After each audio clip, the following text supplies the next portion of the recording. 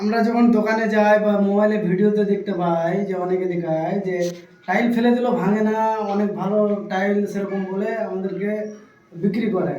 হ্যাঁ, তো আসলে কি সেটা সত্যি না অন্য কোনো কারণ আছে? আছে বলবো।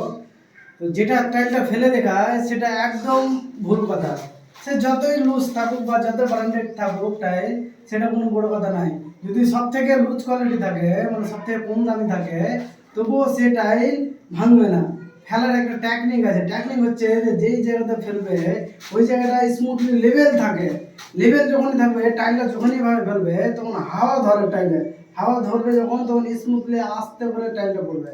হ্যাঁ, আর যদি একটা নিচে কিছু রাখা যায়, একটা ছোট পাথর বা আর কিছু ছোট রাখা যায়, তবে যে ওই টাইলটা ফেললে গেলে ভেঙে যাবে। তো এটা আমি এখন ফেলে দেখাবো। এই যে আমার যেহেতু এটা বালি আছে, স্মুথলি যে আছে, আমি এভাবে দেখাবো। এবারে লেভেল হয়ে গেল। যত এভাবে ফেলা যায়, এভাবে কোনো টাইলের শক্তি বোঝা যায় না। টাইলের কোম্পানি থেকে বোঝা যায়, থিকনেস দেখে বোঝা যায়, টাইলের কোয়ালিটি দেখে বোঝা যায়। হ্যাঁ, তো সেরকমভাবে বুঝতে হয় টাইলটা কীরকম। কিন্তু এ ফেলে কোনোদিন বোঝা যায় না টাইলগুলো। হ্যাঁ, এটা হচ্ছে বাস্তব।